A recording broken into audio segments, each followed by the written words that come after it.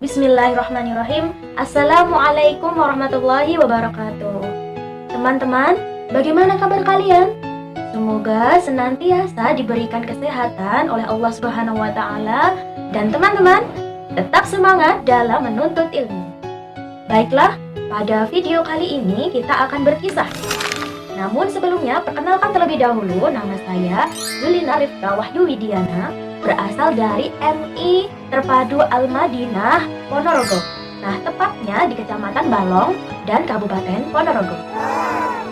Kita hari ini akan mendengarkan suatu kisah yang terdapat dalam buku Sigma Daya Insani. Ada beberapa buku ya teman-teman. Nah, kita akan berkisah mengenai satu tema, yaitu Rasul seluruh alam. Teman-teman, nah, adakah di antara kalian yang tidak mengenal Rasul? Tentu semuanya kenal dengan Rasulullah. Rasulullah yang sangat istimewa akhlaknya, Rasulullah yang sangat dicintai oleh semua umatnya. Nah, siapa dia teman-teman? Yaitu Nabi Muhammad Shallallahu Alaihi Wasallam. Baiklah teman-teman, kita langsung saja buka pada halaman yang pertama. Nah, kita mulai berkisah kita dengan membaca Bismillahirrahmanirrahim, dengan menyebut nama Allah yang Maha Pengasih lagi Maha Penyayang.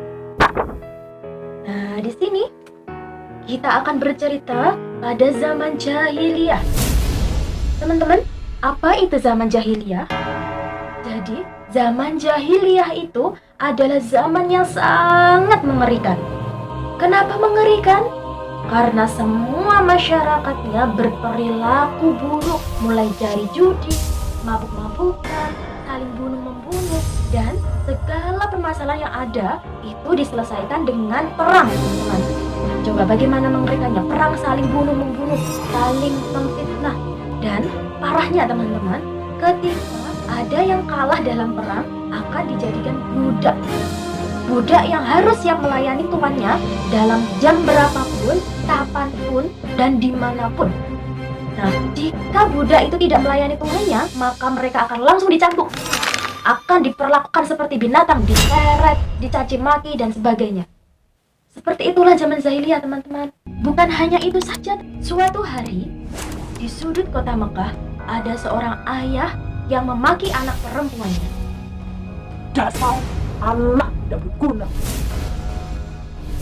Aku mohon jangan sakiti anak kita, Pinta seorang ibu. Dia baru saja melahirkan anak perempuan kala itu. Diam, aku malu memiliki anak ini. Bentak suaminya kasar. Dia langsung merebut bayi perempuan itu dari pangkuan ibunya, langsung membunuhnya. Seperti itulah kejamnya zaman jahiliyah, sungguh terlalu. Namun teman-teman, di saat kejahiliahan itu lahirlah seorang bayi yang sangat suci dan mulia. Dia adalah Muhammad bin Abdullah. Dia lahir dari seorang ibu yang bernama Aminah yang sangat mulia. Muhammad berasal dari keluarga terpandang di kota Mekah. Ketika beliau dilahirkan, terdapat banyak kejadian istimewa dan keajaiban yang terjadi. Nah teman-teman, Muhammad kecil itu dari usia 9 bulan sudah menunjukkan perilaku yang sangat luar biasa. Coba, masih 9 bulan sudah berbicara fasih, tidak pernah yang namanya rewel. Muhammad itu jarang sekali menangis, teman-teman. Muhammad menangisnya hanya ketika ia telanjang, malu dilihat oleh orang. 9 bulan teman-teman sudah ada rasa malu ketika tidak memakai baju. Hiburannya Muhammad kecil ketika malam hari gelisah, ibu susunya yaitu Halimah mengajak Nabi Muhammad menggendong Muhammad kecil keluar dari kemahnya dan mengajak Muhammad untuk memandang bintang-bintang, teman-teman. Ketika Muhammad memandang bintang-bintang, ia akan merasa tenang dan lama-kelamaan akan tertidur pulas. Setelah tertidur pulas, Halimah, ibu susunya, membawa dan menggendong Nabi Muhammad kembali ke dalam kemah. Sangat sederhana ya teman-teman. hiburannya Muhammad kecil melihat bintang, itu serasa ia bertemu dengan Rob yang menciptakannya.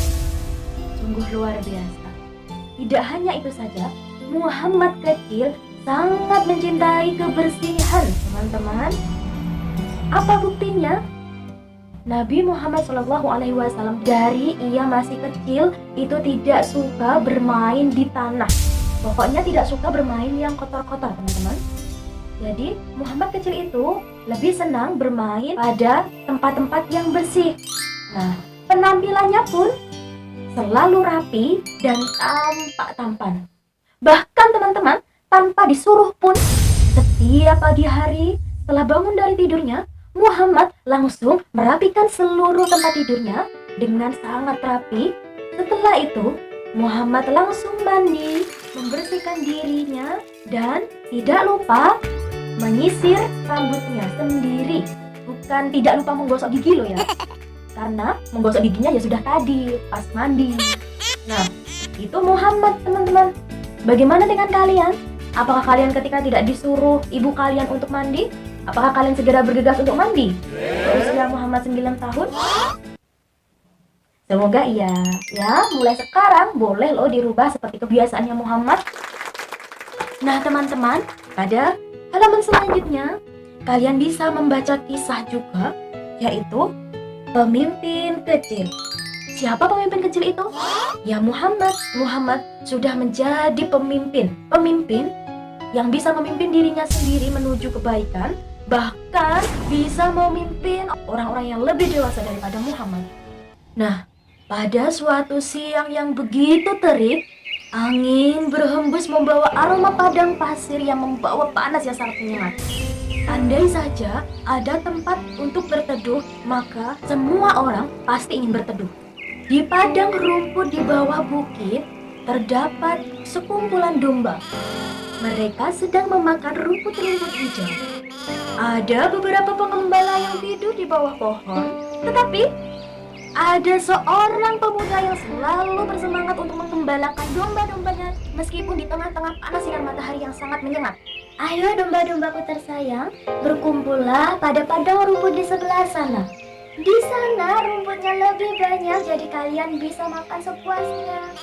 Ucap Muhammad menghalau domba-dombanya ke padang rumput yang lebih banyak. Hebat. Nah, sekarang kalian makan semua rumputnya. Jika sudah kenyang, kita kembali ke kandang. Ucap pengembala pintar itu.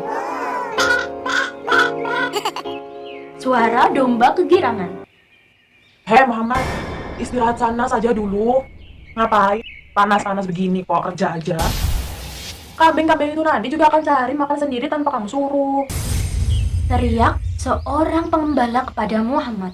Aku tidak mau beristirahat dulu, karena aku mau domba-dombaku gemuk dan sehat. Jadi aku harus menjaga dombaku sampai mereka kenyang. Lagi pula, pemilik domba telah memberikan kita amanah untuk menjaga domba ini dengan sebaik-baiknya. Kita pun juga sudah mendapatkan upah, jadi kita harus bekerja dengan maksimal. Ujar dengan kebijaksanaan Nabi Muhammad. Akhirnya ketika sore hari, tuannya menemui Muhammad dan menceritakan bahwa kambing-kambingnya sekarang sehat, gemuk, dan tidak ada satupun yang hilang. Pemilik kambing itu memberikan upah kepada Muhammad dengan jumlah yang lebih daripada teman-teman pengembala yang lainnya. Terima kasih Tuan, engkau telah memberikan uang lebih kepadaku. Aku akan memberikan uang ini kepada Abu Thalib pamanku untuk membantu keperluan sehari-hari. Sebenarnya aku hanya menjaga domba-dombaku karena itu adalah tugasku. Ucap Nabi Muhammad dengan rasa syukur kepada Allah Subhanahu wa Ta'ala. Di dalam hatinya, Muhammad akan bekerja lebih keras lagi daripada sebelumnya. Baiklah teman-teman, itu tadi ya kisah tentang masa kecil Nabi Muhammad SAW. Tentu, akhlak beliau sangat luar biasa. Nah teman-teman, dari kisah ini tadi, kita bisa ambil kesimpulan dan kita bisa mencontoh akhlak dan perilaku Nabi Muhammad SAW. Baiklah, itu tadi ya kisah kita hari ini mengenai Rasul seluruh alam. Masih banyak lagi cerita-cerita yang lainnya, kalian bisa baca. Dan insya Allah kita akan berkisah pada lain waktu. Semoga bermanfaat. Akhiran, wabillahi taufiq wal hidayah. Wassalamualaikum. warahmatullahi wabarakatuh.